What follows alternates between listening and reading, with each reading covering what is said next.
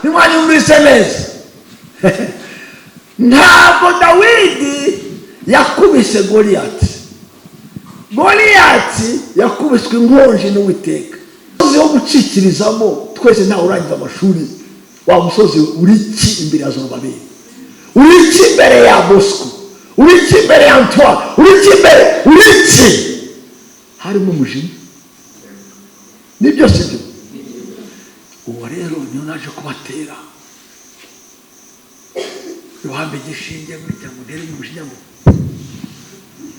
naje kubatera umujinya utuma mubaza ikintu kitava mu nzira kibuza ubuzima bw'Imana gutemba n'ikintu ki imbere yanjye. Ubwo ndabwira urubyiruko imbere yawe, imbere yawe, imbere yawe. Najyaga nkunda gutanga urugero mbabwira uburyo umukobwa yakira umukobwa aba yishwe na manikire, pedikire, mavikire, mubirikire, gasatikire, inzarakire, manukire, anamakire gusa. Mu gitondo kire, saa sita kire, kire.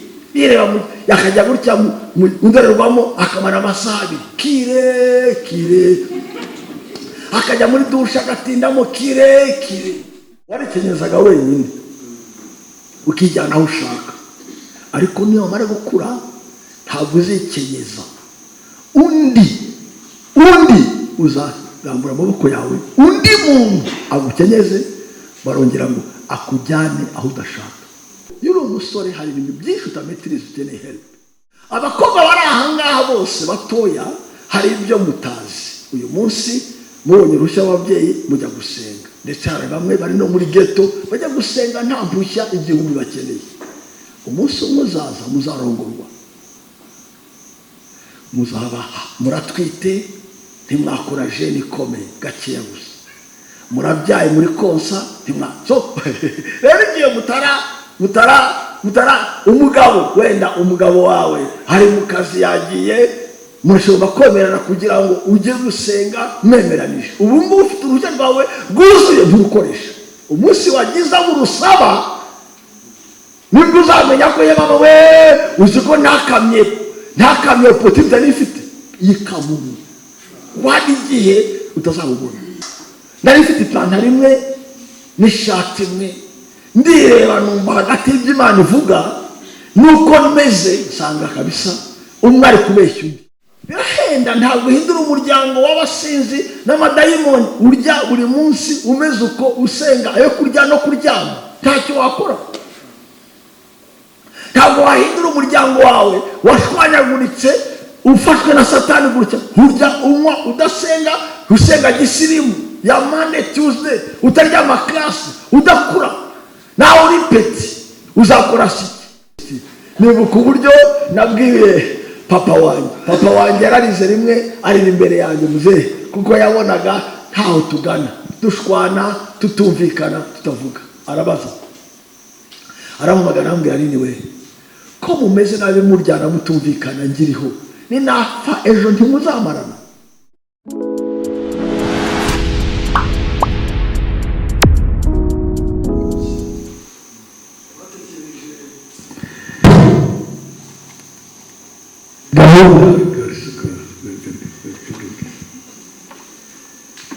Igihe cyose nje hano, yaba ari gusura ntambuka ntaruka, mba numva, cyangwa igihe cyose dusohokanye umukozi w'Imana muri aka kazi, mba numva nafata umwanya uhagije wo kumubwira abantu, kuko hari igihe abantu batamenya neza umuntu, ntibamenye ubutunzi bafite. Kandi yayindi yabivuze, ntabwo ari publicity, ntabwo ari uburyarya, yewe sina na promotion. Iki giterane ndemera ko ari Imana yagipanze.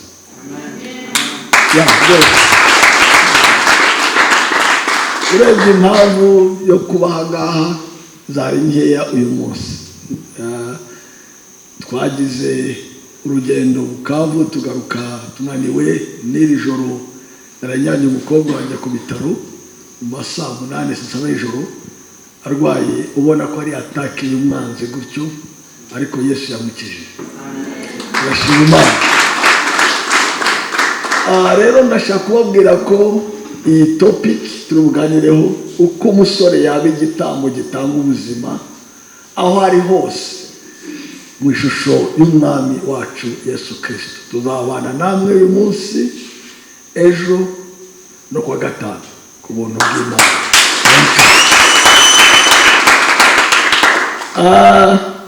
Mfite byinshi nababwire. Cya mbere nuko mu murage wa papa wanyu hano mubyeyi w'uru rugo, igihe cyose namumenye nta hantu twabaye atahinduye amateka ya twaturi. Urugero, abazi ofisi yacu hariya kera hafi ya KBC, hariya hari ishuri, yarahatujyanye mu myaka mike, yarahashinze ishuri ry'amajyambere rwose, primaire turayishinga, ariko on his initiative. Twagiye kuhava dufite école primaire ya mbere, yabaye ya mbere kabiri, niba ari gatatu mu karere ka Gasabo, duhabwa umudari wa mugani n'igikombe. Si cyo gusa, he is a practical man. Practical ruba abantu badashigara muri theory, muri pratique. Naje mukanya ubwo mperukanga ntabwo hari hubatse. Ntihari hubatse aha. Hari vide. Ngiye kubona mbona uko ibintu byahindutse. Sanga mbona ya impartation. Tuza gukora umurimo hano, batubwiraga ko ari quartier y'abakene, ikennye, ifite n'amazina atari meza, ariko n'aya kera. Ndemera ko mutarahanga kumpanuka, mugomba gukora icyo guhindura somewhere. Ega mu ngo zanyu ndetse n'ahanga environment. Iyo gahunda yo gutanga ubuzima bwa Kristo, si ubw'umwuka gusa, yego, si imitima mizima, yego, ariko muzarenza naho mugeraho mutanga ubuzima bw'igiceri. Ni ukuvuga ngo ubagana mubere igisubizo. Uremerewe umwana birukanye kubera minerivare, muyivomemo kandi muri batoye, mutise bizavayo, dushobozwa n'Uwiteka. Kandi abamuhanze amaso nta soni na zimwe bazakorwa. Ndashaka ko tuba practical muri iki cyumweru, tuba practical, kuko ndemera ko Imana ifite special message, special anointing izabaha kugira ngo mube abantu bahindura wherever you pass by. Niyo mpamvu iki kintu so nta kwanga kwita izina wa mugani, kubita abantu bazatanga ubuzima cyangwa se bazaba igisubizo aho muri hose. It's a great challenge. Iyo bakwise ngo umugisha, ugomba kuba umugisha wherever you pass by. Rero njyewe sinaje hano gusa kubaha amagambo ya theory, ndaba practical. Ndafata hasi rwose, ku buryo nyuma y'iyi minsi 3 umuntu azireba avuga ati Imana yanjye, iwacu ko hakennye bazapfa gutya mbareba. Iwacu ko ari abapagani batazi Imana, bakiri mu mirimo ipfuye, bazapfa mbareba. Navukiye iki? Iwacu ko badashingirwa, ko badashingira, kandi narahavukiye, harya n'impanuka, bazapfa mbareba. Hari undi kubwira? Iwacu ko hari ugucikamo ibice no kutuzura no kuryana, kandi naravutse muri bo, harya bazapfa mbareba. So that's a real issue. Iwacu ko abantu ari abasinzi, ko nta urangiza amashuri, ko nta n'umwe uhagarara, harya bazapfa mbareba. Hoya rwose, naje kubatera umujinya mutagatifu kugira ngo mufate ku ijuru, uwo mujinya uhinduke action ihindure aho muri. N'Imana ivuga ngo some people is better. Oh hallelujah. Icyo mutazi rero, nagize Imana nkizwa ndi umusore, yabivuze, bituma n'ubu ntarasaza. Ndabasetsa abantu, kabwira abantu ngo mu myaka ngiri yanditse n'itanditse. Ariko ejo bundi nagiye Bukavu, njyaho nakuriye, aho naragira gihene, ndanazifataho kugira ngo niyibutse amateka ya kera cyane. Nagiye ahantu biti Mwendo, n'ahandi Bushi, gutyo uva muri kapitali mu mujyi wa Bukavu ukagenda ibirometero byinshi cyane. Njyana madame n'umwana, tujyana imodoka nk'indwi n'abantu bamperekeje. Bararize bapfukama hasi barabora bavuga ati koko Imana ivana ku cyavu, Imana ivana kure. Kubona apostle waje wanyeganyeje umujyi wa Bukavu, umuntu w'amahanga, ahangaha niwe yarwariye amavunja. Wari abana nafashe gutya ndabiyegereza batoya bafite udushati gutya twuzuye icyondo, mbese nta nkweto bameze gutya, bafite nyine ishusho idafatika badasobanutse. Ndabwira nti nashaka nuriya mwana sometime back. So nda situation nimwe Imana itahindura bivana n'uwitanze kuyihindura. Mwiteguye ko tuzaba aho ngabitanze. Thank you so much. Nta kibali itahindura rwose bivana bashaka kuyihindura. Abashitsi b'abajene baje baduherekeje baze hano, ndabona hakiri imyanya ahangaha. So bana baskeli n'abandi bakundwa baze rwose muhumure, hano hari imyanya imbere abakunzi babone. Muha amashyi abo baje kuduherekeza n'abantu bakomeye cyane. Just come in, 2-3 chairs, they are there. Yeah. Mwibuze gahunda ntujye kure nta kibazo ariko bari abana. Yeah. So thank you so much. Yeah, karibu. Rero Imana nimfasha mukanyumva umujinya ukaza nzataha ameze neza. So ngeze ahantu mbere kaho naragiraga ihene, twinjira naho naravombaga amazi amazi mu gicuma nkashyira ku mutwe, rimwe na rimwe bakora accident ikagwa hasi kongera gusubira gukopesha ikindi kintu. So they cried because God can do exceedingly abundantly above what we may ask even think. Reka rero mbabwire icyo muri cyo mbere ko tujya mu byanditswe. Umusore arangwa n'ibintu bine cyangwa bitatu. Icya mbere arangwa n'imbaraga n'ubushobozi. Biravuga ngo ubwiza bw'abasore ni iki? N'imbaraga zawe. Ubwo bivuga Proverbs 20:29. Ubwiza bw'abasore n'imbaraga zawe. Ariko nanone ubwiza bw'abasaza n'uruyenzi rwabo. So the beauty of the young man, cyangwa se the specificity, the uniqueness y'umusore ni strength. Umutware rero kiranga umusore cya mbere ni iki?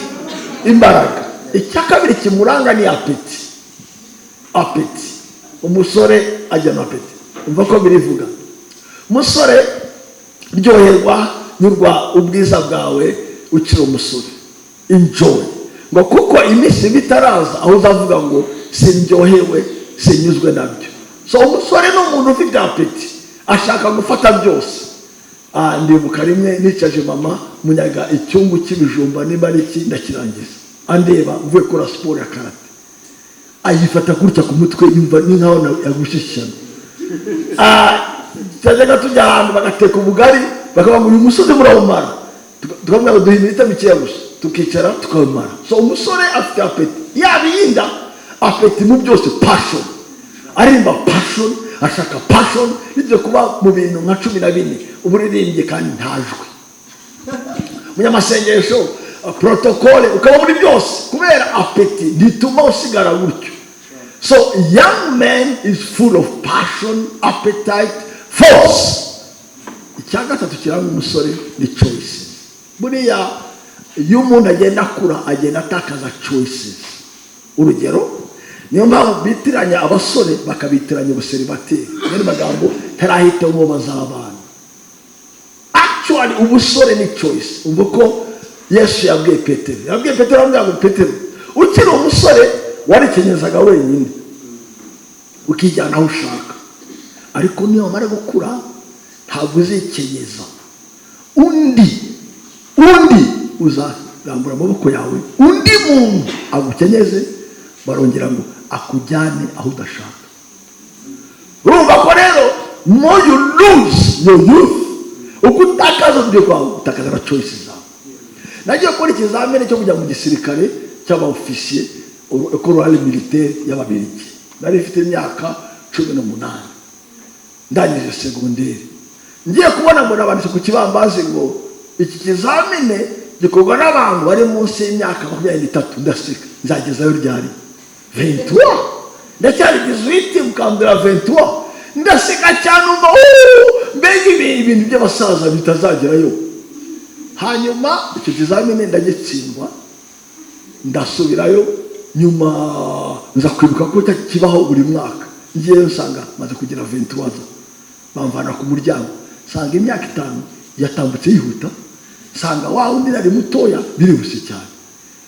Ubusore ni nkuru kera habari hagati ya day bahita ngo dawn mu cyongereza mbese butaracya neza ijoro ritangiye kurangira.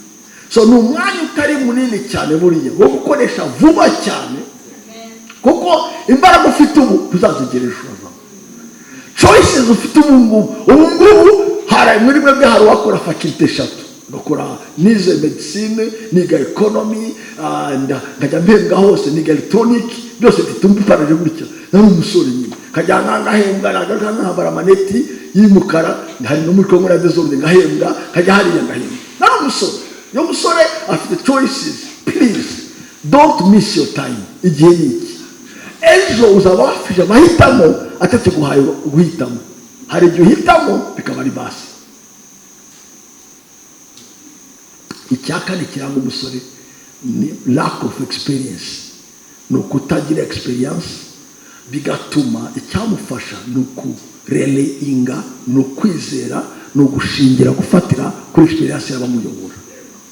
Ndabaho urugero rw'umuntu umwe muri Bibiliya witwa Roboamu. Roboamu yari umuhungu wa Sulemani wa David. Roboamu mu busore bwe bamaze kumugira umwami bamugishije inama abantu barambwira ati se Roboamu nta buryo wa zatugabanyiriza imisoro no guterwa n'ibindi kugira ngo nyamuneka ntutuyobore mu mbaraga n'igitugu nkuko se yatuyoboye. Arababwira okay come back in 3 days muzagaruke mu minsi 3. Aragenda birivuga ngo agisha inama abasaza bakoranye na se baramubwira bati bari abantu no bavubwira neza wisdom kabaganiriza neza ukabavuga n'umutima utuje ukabasezeranya gukora ibyo basaba uzabategeka bazakumvira kandi ubwawe uzarama. Areka inama y'abasaza ajya kuyabasore aratangira bamista bayangi sasa bari abayuma b'abasaza bambwira ngo mborohereze uravuga iki uzi icyo bambwiye ubabwire ngo agahera kawe karuta amara ikinyugunyugu cyaso nimba se yarabakubitishije inkoni uzakwita scorpion. Areka inama y'abasaza afata inama y'abasore kubera yamaraso ashyushye nta wisdom kuko yuri umusore hari ibintu byinshi utametiriza ukeneye help. Araza abwira Israel papa wanjye niba arabakubitishije inkoni njyewe nzafata scorpion yani magambo kandi agahera kanjye karuta ikinyugunyugu cyangwa se maraya ya papa. Barivumbura ni gutyo Israel yacyusemo hagati. When you are young hari wisdom utagufite ihagije ku buryo wakwigira kubakurambere ukirinda gusitara aho basitaye. Ibi ni ibintu bine nabahaye gusa just kubaha abo muri bo muri abantu b'imbaraga. Nta kintu gikorwa mu isi nta rubyiruko. Revolution yose n'urubyiruko. Ushaka igisika n'urubyiruko, indera hamwe n'urubyiruko, ingotanyi n'urubyiruko, babakamanda n'urubyiruko. Ibyiza bikorwa n'urubyiruko n'ibibi bikorwa n'urubyiruko nizo mbaraga. Bivuga ngo ubwiza bw'urubyiruko ni imbaraga. Actually iyi cyacu nibwo igiye kuvuka kugiye kugira imbaraga zanyu mwebwe zikomeye cyane.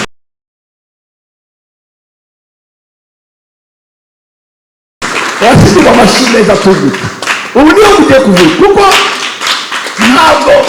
ntabwo pastor simwe reverend simwe cyangwa se bishop Alphonse papa wanyu ntabwo yakwiruka uko mwakwiruka.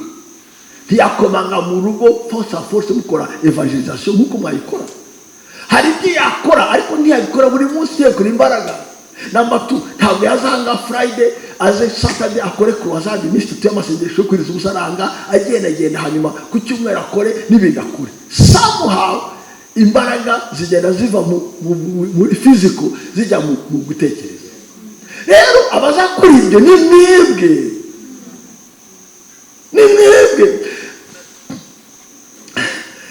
ibintu ndi gukora uyu munsi cyangwa se ndi gukoresha abandi uyu munsi nuko nabikoze ndi mutoya. Nashobora gukora iminsi 40 ndara amajoro buri munsi bugacya nkajya. So I could do that. Ariko ubu mbikoze foko menye ko naregeye mantanyuma yaho pause. Nashobora gukora nakoze mfite imyaka 30 hafi 41 nakoze iminsi 40 nywa amazi gusa. Ndibuka ko yari nayahuye matoya gutya yahuye yavaga huye wa mugani Butare. Ndibuka ko kandi ntabwo nanywaga dukeya sinanywe na twinshi nibura basi mutugire 40 days. Ubu bamenshubijemo navuga nari muzima nari umusazi. Ariko auzi yanyu nategereje rwose. Ndibuka imistani ya nyuma nifite 30 banjyana kunyuhagira madama ajyana mu dushe. I was 41 42 yanditse gutyo. I was still strong. Ariko ubu nakora na dry. Ariko amazi kuyakora na prayer y'iminsi myinshi kuko amazi arakubura mu nda aranoza atera nizara kuruta nibura kutarya. So rero ibintu umuntu akora muri jene njye umujene rwose niho nafashe gahunda ya discipline. Ubu ngubu ngacinga buri kwezi iminsi cyo kwiriza ubusa. Buri munsi wa mbere w'ukwezi nkiriza ubusa. Hanyuma buri wa gatanu n'uwa kabiri ngiriza ubusa. Uwa gatanu sinasohoke phone yanjye lock. So I did that when I was young. Uyu munsi mfite imyaka 62 n'itanu ntumbaze. Ariko bya bindi nafashe icyo gihe biramperekeza.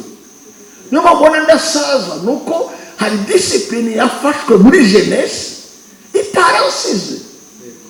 Nkiri young nabwiye Imana umwaka umwe ntugatambuke ndasome Bibiliya ngo nyirangije from Genesis to Revelation. Ubu ngubu ndasoma 3 mu mwaka and I can do that. Ariko no kubera ya discipline mu ntamburo. Hari imyaka yuyitaye utazayirekipera. Abakobwa bari ahangaha bose batoya hari ibyo mutazi. Uyu munsi mubonye rushya ababyeyi mujya gusenga. Ndetse hari bamwe bari no muri ghetto bajya gusenga nta mpushya igihumbi bakeneye. Umunsi umuzaza muzarongorwa. Muzaba muratwite ntimwakora jeni ikomeye gakeya gusa. Murabyaye muri konsa ntimwaso. Rero igihe mutara umugabo wenda umugabo wawe hari mu kazi yagiye mushobora kwemerana kugira ngo ujye gusenga mwemeranije. Ubu ngubu ufite uruhushya rwawe rwuzuye nturukoresha. Umunsi wagiza urusaba nibwo uzamenya ko yaba we uzi ko ntakamye potite nifite yikamubu wadi igihe utazabubona. Arundi kubwira ibintu rwose urubyiruko ni bote bakivuga biterwana ngo urusimbutse ngo gusaza no kunyagwa. Nere magambo watakaje youth utaravomye imbaraga mu rubyiruko abahombye kuko yaranyazwe. Ni nka trezor yarafite treasure ayipfusha ubusa agiye gukamba asanga baramwibye. Reka rero nge muri teme yacu uyu mwaka turashaka ko rwose wasubira hahandi kuri topic. Ndashaka ko buri musore wese ni buri muntu kuba igitambo kuba umwuka utembesha utanga ubugingo bw'Imana k'umwana wacu Yesu Kristo.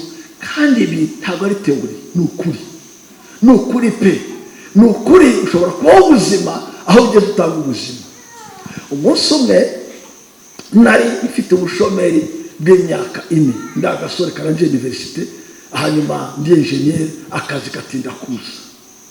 Ndiho natuka Imana mbwira Mana, ariko Mana nawe urajya Mana bazuru umuzungu koko urarwa mbese ndiho nitotomba. Imana irambwira Masasu kugutegura wowe birusha kugutunganya birusha kugutungisha. Niwemera nkagutunganya I create a character muri wowe. Ikizavamo nuko utazahabwa umugisha gusa, uzahinduka umugisha. Ikimenyetso rwose mwayamashi rwose ari kuri. Thank you. rero ndavuga what, nari mfite ipantaro imwe n'ishati imwe, ndireba numva hagati y'Imana ivuga nuko meze, nsanga kabisa umwe ari kubeshya undi. Soit reality iri kumbeshya cyangwa kuri kw'Imana kuri kumbeshya. Mbese hari igihe ugera ahantu ukavuga ibyo uvuga nibyo cyangwa sibyo. Imana irambwira Masasu, ntabwo uri igikapu. Igikapu kibika imbuto, uri igiti. Kuko igikapu bagipiya, bakivanamo, bagisahura. Ariko igiti ntawe ugisahura kuko kizongera kera imbuto. So wowe rero, yes, wowe ntabwo uri umunyamugisha, uri umugisha. Kandi ntabwo nzaguha umugisha gusa, nzaguhindura kuba umugisha. Then aho uzagera hose, nabo uzabana bo bose, nzakugira umugisha ku Banyarwanda, ku Bagande, ku Bazungu, ku Birabura. None ukwimbwira ngo nzangira umugisha, nkareba ukomeze, ngasanga ndi munsi y'umugisha. Usibye ko umugisha ndi fo. Nasaye Bana, ubu penza avamo umuntu w'umugabo pe, w'ipantaro imwe n'ishati, ubu nzagira nanjye ubonaho umugisha. Nibuka njya mu kiriyo mu muryango wanjye, bakazana ikaye abantu bandikamo amafaranga biyemeje, bakayisimbutsa. Uzi impamvu? Nuko ntacyo nashyiramo, bagashyira akayanga bakayivana, bakasimbuka bakashyira. Nyari magambo uyu mumureke ni umwuka gusa, bakajyana gutya. Ariko uyu munsi kuko Imana igihindura abantu ku isoko, nta nama yaba ntayirimo ikomeye. Yewe ntana si kubw'imbaraga, mufite great future yo gutanga ubuzima. Navuga byinshi ariko reka mvuge umuhungu umwe gusa, muvugeho, muvanemo amasomo n'amahame, dusenge kuri uyu munsi. Shira icyanditswe cya mbere. Uyu mugabo umuhungu witwa Dawidi niwe uri buvugeho, ariko natangira kuri. Maze Dawidi avugana n'abantu bamuhagaze iruhande ati, urumva ko arasimbutse wa musore uzica Umufilisitiya agakuraho Israeli igitutsi. Ndalama bro, bazakugurira iki? Arasaba umushahara atarakura. Mwabyumvise? Arabazi cyane, arabazi icyo arabazi uko bazarwara cyangwa arabazi icyo bazahembwa. Kandi ubwo ntararwana ariko arabazi umushahara, arabazi niko ndi uriya Mufilisitiya mukafiri. Maze Dawidi avugana n'abantu bamuhagaze iruhande ati, uzicuri Umufilisitiya agakuraho Israeli igitutsi, bazamugororera iki? Bati natafuta salere bana, kuko match yarangiye. Mbese Umufilisitiya utakebwe kafiri asuzugura ingabo z'Imana ihoraho, ni muntu ki? Ibyo bivuga n'umuntu ufite umujinya. Reka nande ashaka kuvuga gutya, uriya musozi wanyu w'ubukene n'ikintu cy'imbere yawe. Mwabyumvise? Uriya musozi wanyu, uyu musozi wo gucikirizamo, twese ntawe urangiza amashuri. Wa musozi uri iki imbere ya Zorobabeli? Uri iki imbere ya Bosco? Uri iki imbere ya Antoine? Uri iki imbere? Uri iki? Harimo umujinya. Nibyo sibyo? Uwo rero niyo naje kubatera. Yohana gishinge burya ngo ndere umujinya ngo naje kubatera umujinya utuma mubaza ikintu kitava mu nzira, kibuza ubuzima bw'Imana gutemba, n'ikintu ki imbere yanjye. Ubwo ndabwira urubyiruko, imbere yawe. Arabaza ati, Umufilisitiya utakebwe usuzugura ingabo z'Imana ihoraho, ni muntu ki? Abantu baramusubiza bati, aha, uko niko bazagororera umuntu uzamwica, bamuha salere, zamura. Dawidi abwira Sawuli ati, niyagire ukurwa umutima nawe umugaragu wawe, ngiye kurwana n'uwo Mufilisitiya. Nawe uvuge ngo ngiye guhangana kiriya kibazo, ngiye guhindura amateka y'iwacu. Yes, ngiye kurwana kiriya kibazo, ngiye kuhindura ariya madayimoni aniganigagura mama nkaho ntamenye Yesu.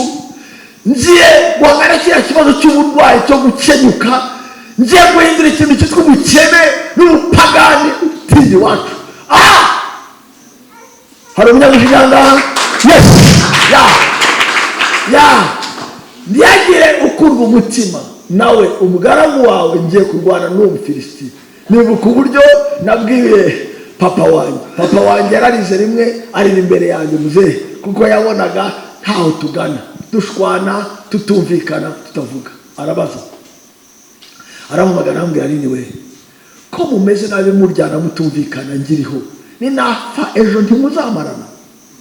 Ko mumeze nabi, twari abantu benshi ariko tudahura, buri muntu ari ukwe, waraye mu nzoga, waraye mu kabare, ari amabandi gusa, abarwana, abacyura indaya, abasinda, mbese mbega umuryango. Ariko Imana ijya ivana abantu kuri butukambari. Hanyuma rero hamaze kubikora, ndamubwira, papa humura, kiriya kibazo cyo kutanywana kw'abana bawe, humura, nzagikura mu nzira. Papa agira ati, koko yani magambo urabishobora? Mbwira, hari umugabo namenye kandi bambwiye ko ajya avana insika zo gutandukana hagati y'abavukana bose, kandi ngo njye ntabwo ni mumfura, ntibahemeze, ni mw'inyuma yambaye, niyo ngiye inyuma, ntabwo ni mu imbere, ariko ntibibana n'aho uvuka na position, bivana determination, ntibishingiye ku myaka ufite n'uburebure bw'abo muvukana, bishingiye n'uburyo wowe utunze umwami, umuha inzira, ukitamba ku bushake, maze ukamuha inzira agakora. Umva ko Dawidi yavuze. Dawidi abwira Sawuli ati, ntihagire ukurwa umutima nawe umugaragu wawe. Ubwo aravuga, we ngiye kurwana n'uwo Mufilisitiya. Dawidi arongera aravuga ati, Uwiteka yandokoye mu nzara z'intare n'idubu, azangiza no mu maboko y'uwo Mufilisitiya.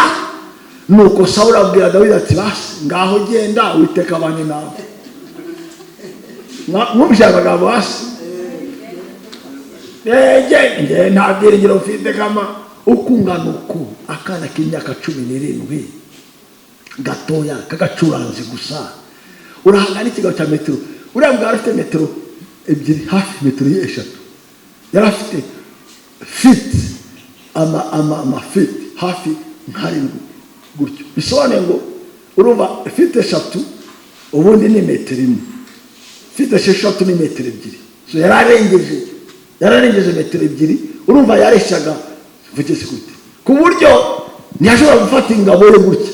Goliath bafataga ingabo ye, umuntu yabaga imbere ye akabifatira ingabo ye head, kubera yari telemaje, ku buryo urumva yarafite 6 tall, 6 mbese bakunudegea. She was a huge guy, yari big person, yari huge.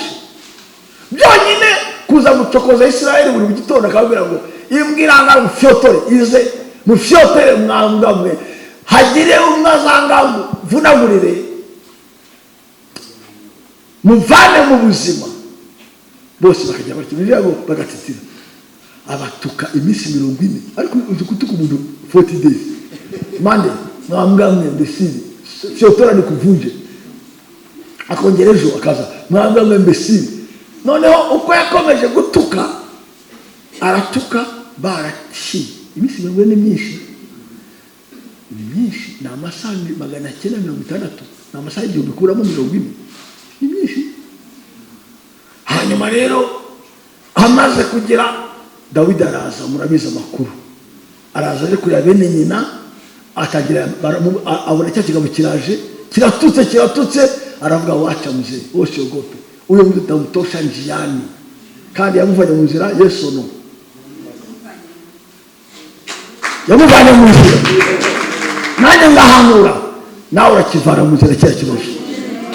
Nanjye ngahamura uriya mutwaro wo kuba mu nzira, uriya uremere rwo wo kuba mu nzira, you gotta take it out. Kiriya kintu cya papa na mama batakivugana, papa yimukiye mu kindi cyumba, urabikikura mu nzira. Uriya mutwaro wo gupfusha no gukenyuka urawukura mu nzira. Buriya bukene karande bwasukamye wanyu urikura mu nzira. Buriya bupagani buri mu musambanyi umuryango wanyu ureba gutya, ni wowe bishinzwe urabikura mu nzira, ariko hari ikiguzi. Ngiye kuvuga amagambo wenda atoroshye, ni ukuba igiharamagara ku bwa Yesu. Sinzi niba narabivuze neza. Guharamagara ku bwa Yesu it's like reka mbifate kuri Dawidi, yari yagiye exploitation. Reka kuri Dawidi aravuga ngo tekereza umwana muto w'imyaka 10 agerwa n'ikigabo kirekire, afite gusa umuhumetso, afite bayita umuhumetso, afite umujereti mugani gutya, atoraguye amabuye 5 ku kazi, aragiye yipimye ya myenda ikomeye gutya, asanga wapi ibi ngibi nono, arambuye asigaranye utwe naturel. Genda n'izo mbaraga kuzingana, uko zingana udakeneye gukopesha izindi. Ashizemo utuye, aragiye, ikigabo ntikimurebye, kiramubwiye ngo urabona ndimbwa kugira ngo nzongana n'agakoni n'utubuye. Nawe aramubwira urantera n'igicumu n'amacumu, ngenda gutera mu izina ry'Uwiteka. Mbasa haryoshye, wowe wamututse. Yani magambo ndaguteranya no kumenagura. Yani magambo nubwo mbona ahangaha gutya ndi kugutera, mu by'ukuri sinjye ugutera. Hari umugabo inyuma yanjye witwa Uwiteka uhoraho, isumba byose, imbaraga zose. Uwo nguwo, iyo Mana ya Isirayeli, wakoze amakosa, wangaye, usuzugura n'ubwoko bwe, akanwa karakurengera, ugeraho unatuka udatukwa. Rero njyewe nagize ubwenge, nagize n'umujinya mutagatifu, ngiye kuguteranya nawe maze mve mu rugamba. Ushaka gutikura.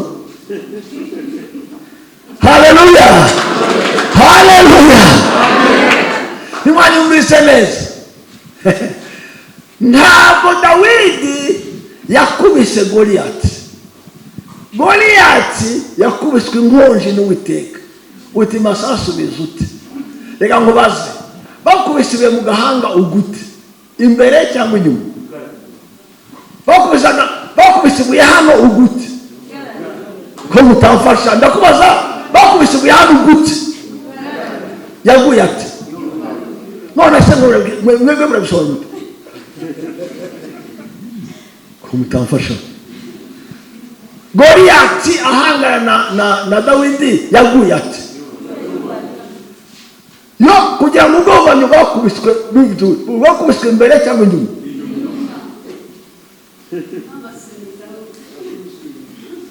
Yakubiswe inyuma abantu.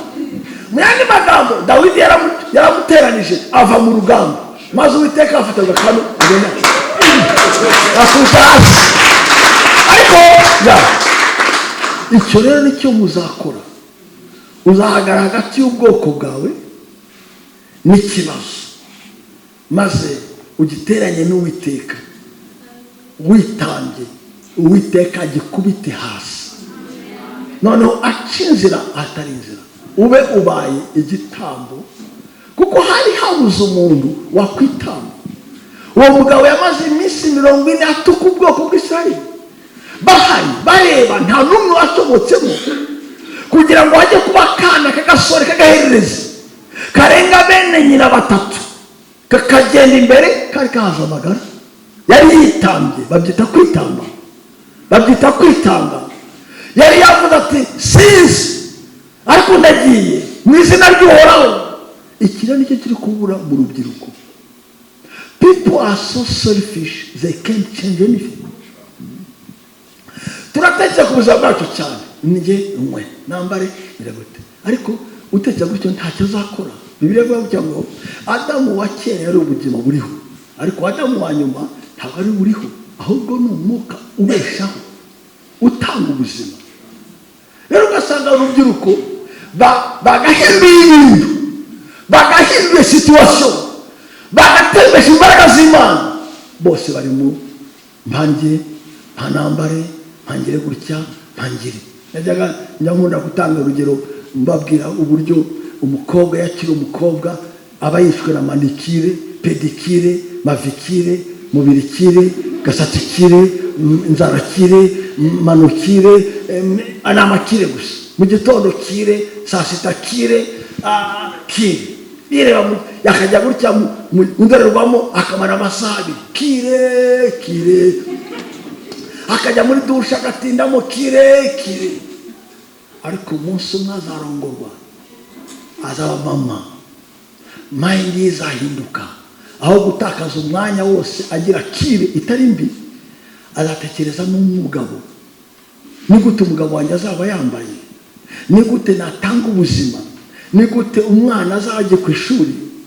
Inzara ni kubita mu muryango cyangwa iki? Bijuze nizagurisha mbere. Suko yanze kurimba, nuko abona ko atabika biju cyangwa se jewelry abana baburaye.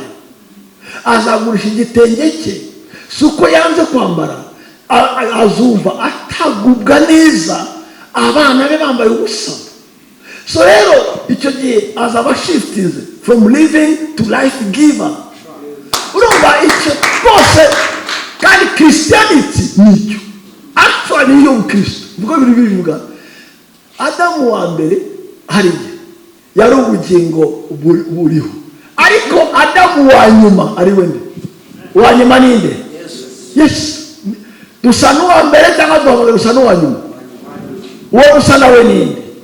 N'uwa nyuma, kuko twitwa ba Kristo. Kwitwa umukristo ni ukudasa na Adamu wa mbere ugasa na Adamu wa nyuma. Kandi uwa nyuma cyaruta uwa mbere nuko we ntariho abeshaho. Uwa nyuma ntabwo yibeshaho, abeshaho. Uwa nyuma ntabwo ari living, ari life giver. Uwa nyuma ntabwo aryoherwa no kurya, aryoherwa n'abo yagaburiye. Uwa nyuma ntabwo ateka uburyo yiyambitse, abo yambitse. Uwa nyuma ntabwo uburyo yibeshaho.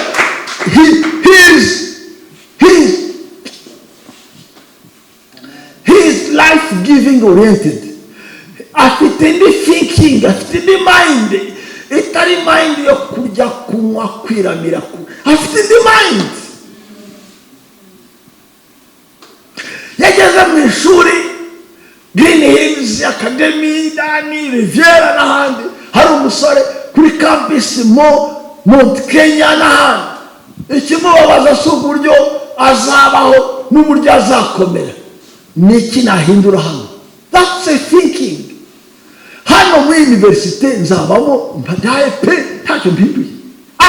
Kudatanga ubuzima biramurya kuko niyo kamere ye. He lives to change.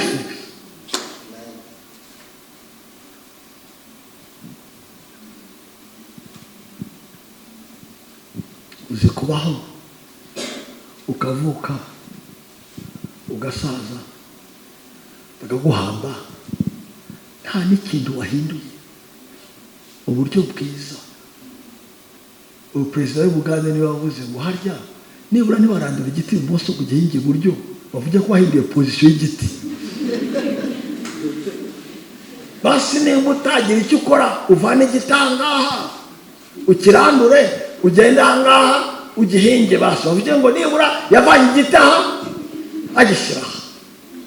Nabwiye Imana sinzabaho ndahindura. Of course birahenda ntabwo uhindura umuryango w'abasinzi n'amadayimoni urya buri munsi umeze uko usenga ayo kurya no kuryama ntacyo wakora. Ntabwo wahindura umuryango wawe washwanyaguritse ufashwe na Satani gutya, urya unywa udasenga, usenga gisirimu ya Monday Tuesday, utaryama klasi, udakura. Nawe uri peti uzakora siki, muzajya imbaga gusa ko nta mbaraga ufite. Ntabwo uzahindura ibintu ubireberera. Hari icyo gusa uzatanga. Herega nawe ujya kubyara avugiriza agenda arira. Ariko nanone nubwo arira abavuga ati mu kanya bazanyita mu majinyo. Harira ariko arunguruka ikizaba. Arira mu kanya ariko kumva kandi ntikaravuga kumva kare mu kanya karira turabeshya. Wari kurira ariko kubera kurunguruka kureba icyo mwakora kibatera umujinya wo guhaguruka kugira ngo mutange ikiguzi cyose gikenewe. muranyumva reka nanjye siniyazi. Kandi si icyo gusa, uyu muhungu Dawidi si icyo gusa kuri Goliyati ajya gukiza ubwoko atemuje ubuzima, yatangiye kera. Umugabo witwa Sawuli umwami wa Isirayeli, amadayimoni yaramunigaga gutya, amuniga bivuye ngo imyuka mibi iva ku Uwiteka ikamuzaho. Ukibaza imyuka mibi iva ku Uwiteka n'isozi, nuko yuzimije itara ntabwo uhamagara umwijima, ni automatique. Muri magambo, absence y'umwuka w'Imana usobanura umwuka w'Uwiteka. Abize chimie bazi ko absence ya electron ubwayo ni charge négative, na présence ya electron yindi ni charge positive. So uyu mugabo atakaje ubwiza bw'Imana akajya nyigwa adahumeka ameze nabi, arabaza nta buryo mwantabara. Muri magambo, ntawampesha ubuzima. Umukozi umwe arambwira ati muzehe reka nkubwire, hariya hari agahungu kazi gucuranga, nigafata inanga kakagira gutya, binakwambia iyo atmosphere nanjye muri y'Imana iragukiza. Bajya gushaka Dawidi iwabo kwa muzehe Isaya, barambwira duhe umuhungu wawe. Muzehe afata ibi byombo yohereza Dawidi, azanira gitari ye, sinzi kwingana ukwisa, ndabona ntayiri hafi, arayijyana ajya kwa Sawuli. Bivuye ngo yacuranga umwuka mibi ikarekura Sawuli, yareka nikabika. Yani magambo, he was giving life, deliverance, liberation by his ministry. Yari umucuranzi udatanga gusa ritme, uhindura atmosphere. Yari umucuranzi utanga healing. Yari umucuranzi kuko Dawidi was a life giver. Aho yabaga hose aje gucuranga atanga ubuzima, agiye ku rugamba atanga ubuzima, mbese yari umutanga ubuzima hose. The man was a life giver. Kandi uwo aho ngiye kurangiriza, yari umusaza. Aho ngiye kurangiriza, yari umusore.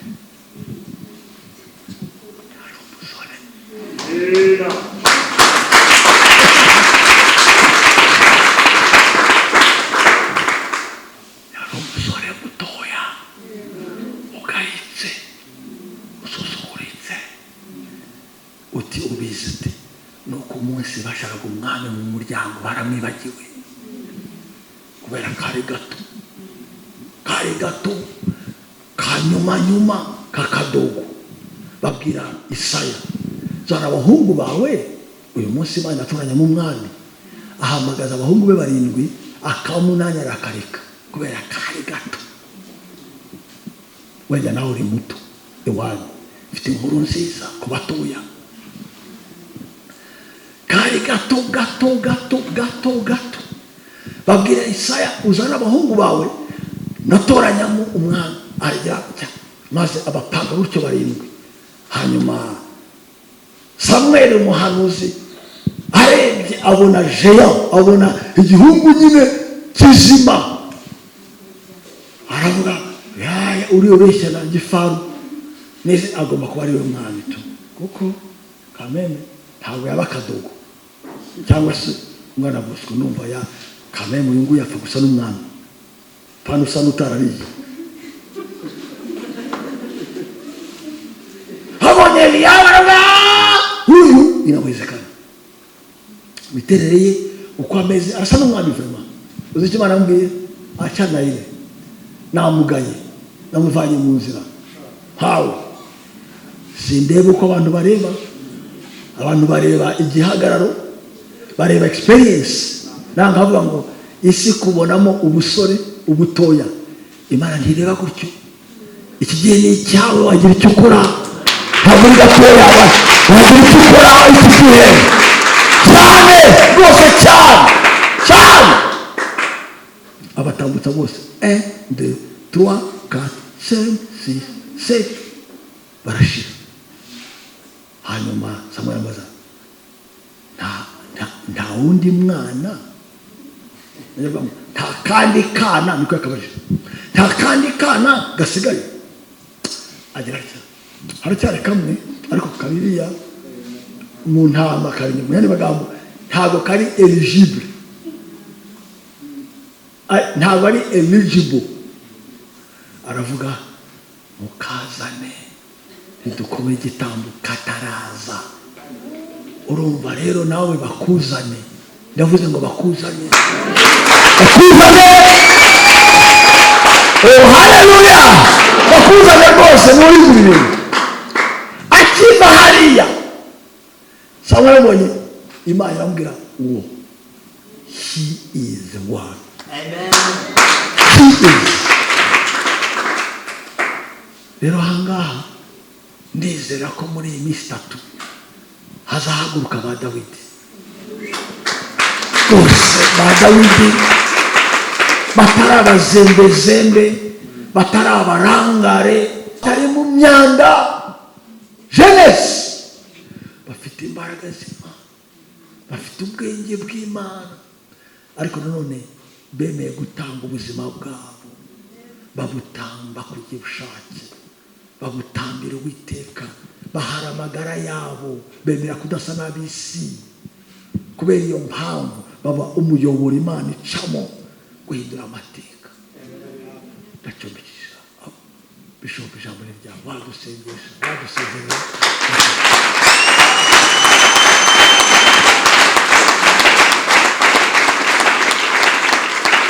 Yareka tumanike ibiganza byacu,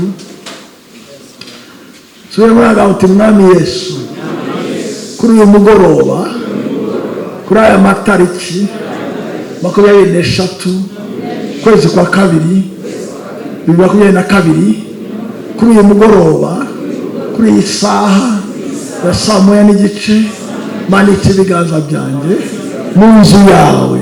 Ndagusabye umpindura amateka, unkoreshe iby'ubutwari. Ni umunyantege ariko wari imbaraga zanjye, nanjye ndakwemereye kumanika ibiganza, ndakwihaye, ndakwiyeguriye wese, paza amagara yanjye kugira ngo mu biganza byawe unkoreshe iby'ubutwari. Urakoze ko uhereye umunsi ubukene buri imbere yanjye nzabuhindura ubutunzi, umuvugo uri imbere yanjye uzahinduka umugisha, amadayimoni ari imbere yanjye azava mu bantu, agahinda kari imbere yanjye nzagahindura umunezero. Aho uzaca hose, yaba ari iwacu, yaba ari abaturanyi, yaba ari abazahura bose, bazahura nawe. Kubera uyu munsi nemeye ko umuyoboro ukomeye, ufungutse, utembesha ubuzima bw'Imana. Yesu ndakwihaye, Yesu ndakwihaye, Yesu ndakwiyeguriye, Yesu ndemeye, ndapfuye ku bwanjye kugira ngo mbeho ku bwawe. Nanze kubaho, nanze kwibeshaho, nanze kwirebaho, ndakwemereye, ndakwemereye. Kamere yanjye, kamere yanjye, ibyifuzo byanjye, irari ryanjye, ubwibone bwanjye ndabwanze, nitandukanije nabyo n'imbaraga z'amaraso ya Yesu Kristo w'i Nazareti. Uyu munsi ndahagurutse mu mbaraga nshya, ndahagurutse mu bushobozi bushya, ndahagurutse mu mavuta mashya. Nubwo Dawidi yahagurutse, nanjye ni Dawidi w'umuryango wanjye. Ndaje gusohoza ubushake bw'Imana, ndaje gukora icyo Imana ishaka, ndaje, ndaje, ndaje, ndaje, ndaje, ndaje guhindura amateka y'iwacu, ndaje guhindura amateka y'akarere. Umuremere muzabe muganza muke w'abasenge, Mana y'agakiza kawe, Nuamarambala, Nuama Sarabreke, Wapata Satareko, Bakalaba, Telalema.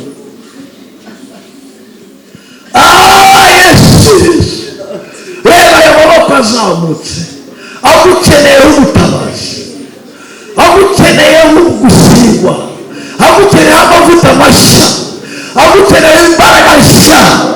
Lambra makala brutulo shindaba lakata rokutu framashata. Mwuka w'Imana fata mbiri, fata ukoresha ibyo utwaye, fata mwuka w'Imana, fata takira bato, takira Yesu, ubatere inzara n'inyota. Icyaka cy'Imana, inzara y'Imana, inzara yo gusenga, inzara y'ijambo. Aya talambre makalambre pafayarela rungapra. Thank you for new beginning. Thank you for new start. Thank you our Lord. Wahudumisha mu mwuka, mu bugingo buri bifatika n'abantu.